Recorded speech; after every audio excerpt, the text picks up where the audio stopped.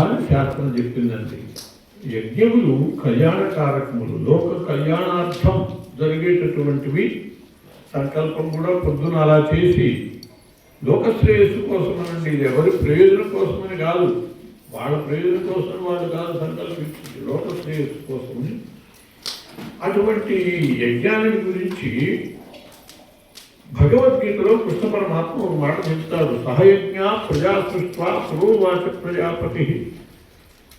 బ్రహ్మదేవుడు మనుషుల్ని సృష్టిస్తూ మనుషులతో పాటు యజ్ఞాలను కూడా సృష్టించి దేవాన్ భావయతానేన తే దేవా భావయంతు పరస్పరం భావయంత శ్రేయపరం వాప్స్యథ అని చెప్పి బ్రహ్మదేవుడు చెప్పాడు. అంటే ఏమిటంటే, ఓ మనుషులారా, నేను యజ్ఞాల్ని మిమ్మల్ని సృష్టి చేశాను, మీరు ఈ యజ్ఞాల ద్వారా దేవతల్ని తృప్తిపరచండి. ఆ దేవతలు మీకు కావలసినటువంటి వర్షాధికం ఇచ్చి మీకు కావలసినటువంటి కోరికలు తీరుస్తూ మిమ్మల్ని తృప్తిపరుస్తారు. అట్లా పరస్పరం భావయంత శ్రేయస్పరం వాప్స్యథ, పరస్పరము ఒకళ్ళకొకళ్ళు సహకరించుకుంటూ శ్రేయస్సు పొందండి అని బ్రహ్మదేవుడు చెప్పాడు.